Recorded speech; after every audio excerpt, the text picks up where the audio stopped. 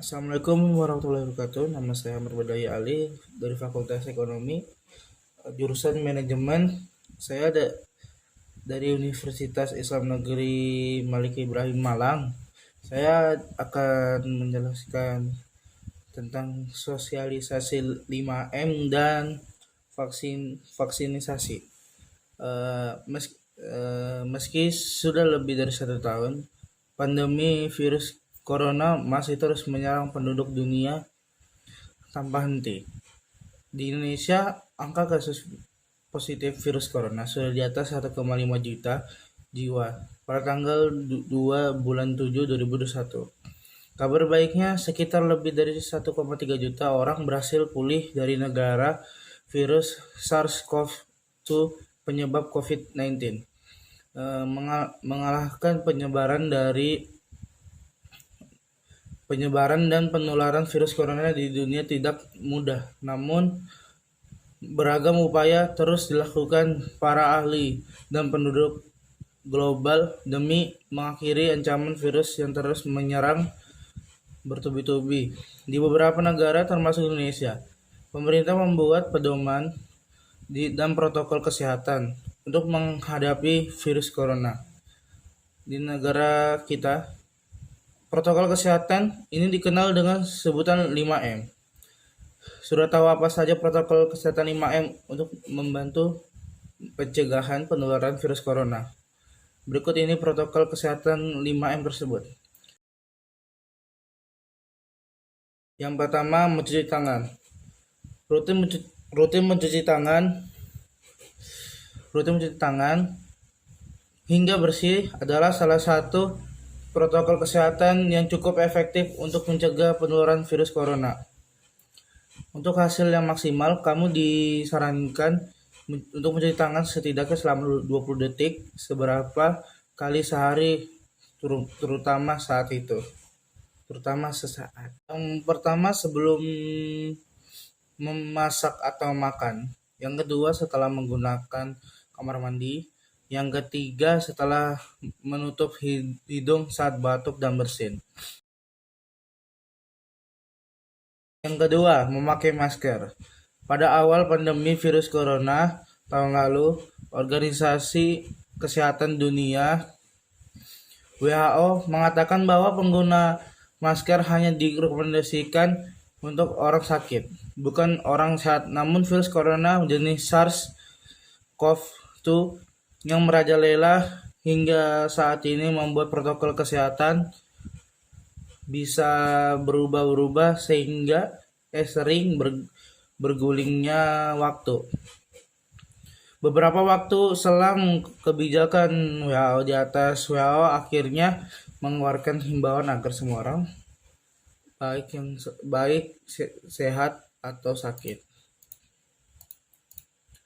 Penting untuk tetap menjaga daya tahan tubuh. Agar selalu menggunakan masker saat beraktivitas di luar rumah, kebijakan WHO ini juga sempat ditegaskan oleh Presiden Joko Widodo. Protokol kesehatan virus corona terkait masker pun semakin digalakan di beberapa negara. Di Amerika Serikat, Center of Disease Control and Prevention atau CDC memperbarui pedoman terkait pengguna masker.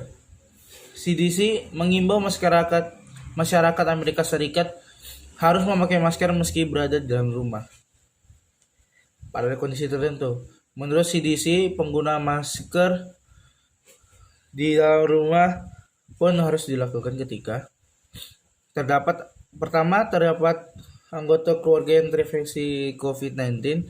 Yang kedua, terdapat anggota keluarga yang berpotensi terkena COVID-19 karena aktivitas di luar rumah. Yang ketiga, merasa terjangkit atau mengalami gejala COVID-19. Yang keempat, ruangan sempit. Yang kelima, tidak bisa menjaga jarak minimal 2 meter. Yang ketiga, menjaga jarak. Protokol kesehatan lainnya yang perlu dipatuhi adalah menjaga jarak. Protokol kesehatan ini dimuat dimuat dalam keputusan Menteri Kesehatan RI dalam protokol kesehatan bagi masyarakat di tempat dan fasilitas umum dalam rangka pencegahan dan pengendalian COVID-19. Di sana disebutkan menjaga jarak minimal 1 meter dengan orang lain untuk menghindari terkena droplet.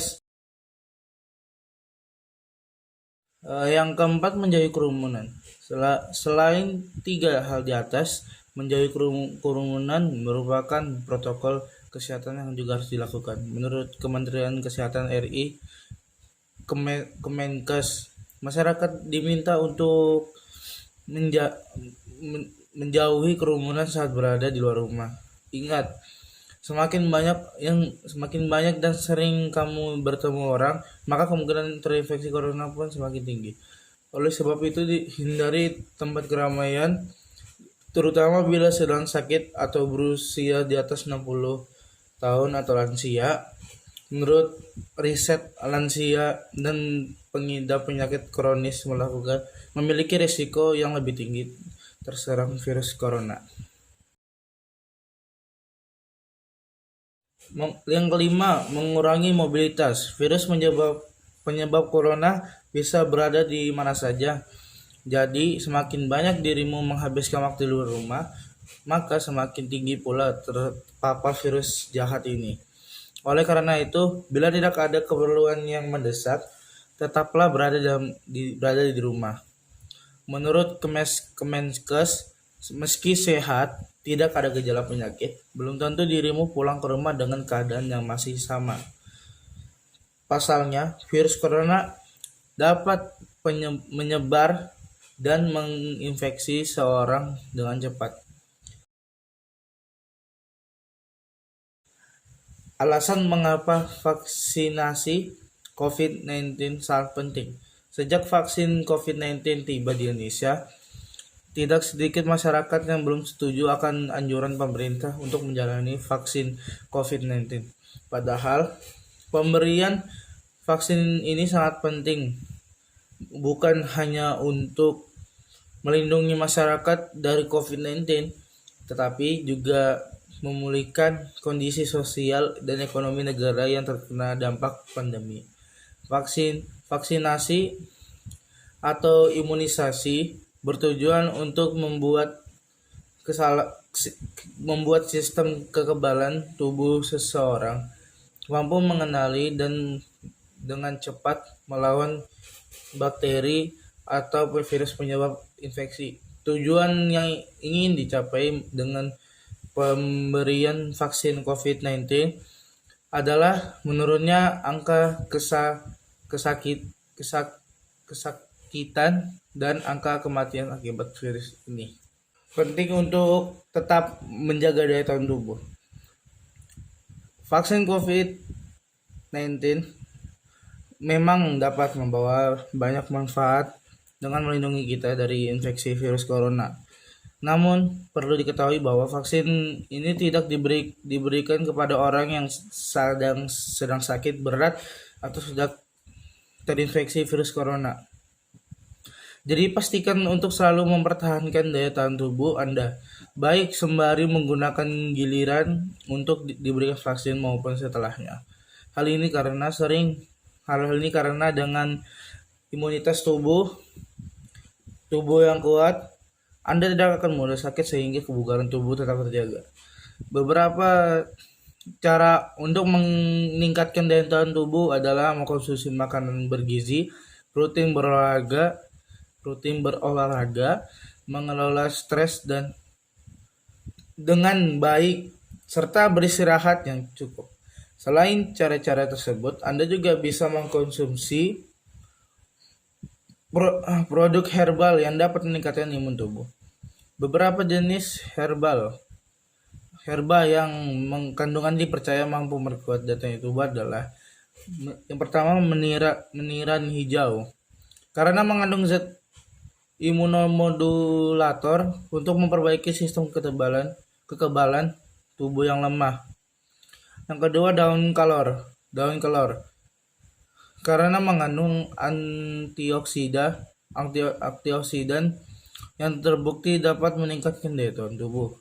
Yang ketiga kunyit, karena mengandung banyak antioksidan untuk melindungi tubuh dari efek buruk radikal bebas dan memperkuatkan imun.